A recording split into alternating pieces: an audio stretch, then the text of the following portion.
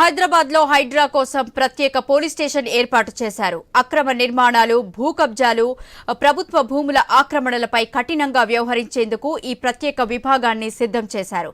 6 ఇన్స్పెక్టర్లు, 12 మంది ఎస్ఐలతో హైడ్రా పిఎస్ ఉండనుంది. ఈ పోలీస్ స్టేషన్ను తెలంగాణ ముఖ్యమంత్రి రేవంత్ రెడ్డి ఈ రోజు ప్రారంభించనున్నారు.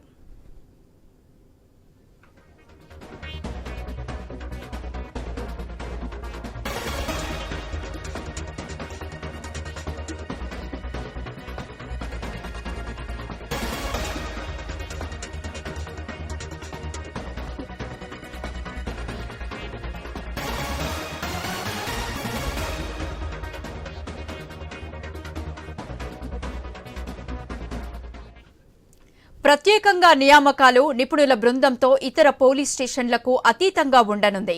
ఈ పిఎస్లో వనరుల వినియోగాన్ని మరింత పెంచేందుకు సుమారు 70కి పైగా వాహనాలు, అందులో 40 స్కార్పియోలు, 20 డీసీఎంలు, బైక్స్, టిప్పర్లు తదితర రకాల వాహనాలను హైడ్రా తన సేవలోకి తీసుకుంది. డీఆర్ఎఫ్లో 150 మందికి స్థానం.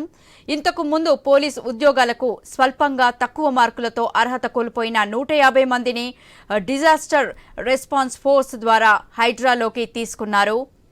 వీరికి ప్రత్యేకంగా శిక్షణ ఇచ్చి హైడ్రా కార్యకలాపాల్లో భాగం చేయనున్నారు.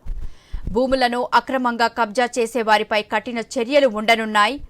చెరువుల్లో మట్టిపోసి భూమిని ఆక్రమించడం, నాలాలు మూసేయడం, తప్పుడు పత్రాలతో ప్రభుత్వ భూములు స్వాధీనం చేసుకోవడం, రోడ్లపై నిర్మాణాలు, అక్రమ నిర్మాణాలు వంటి చర్యలపై నేరుగా కూల్చివేతలు చేపడతామని హైడ్రా స్పష్టం చేసింది.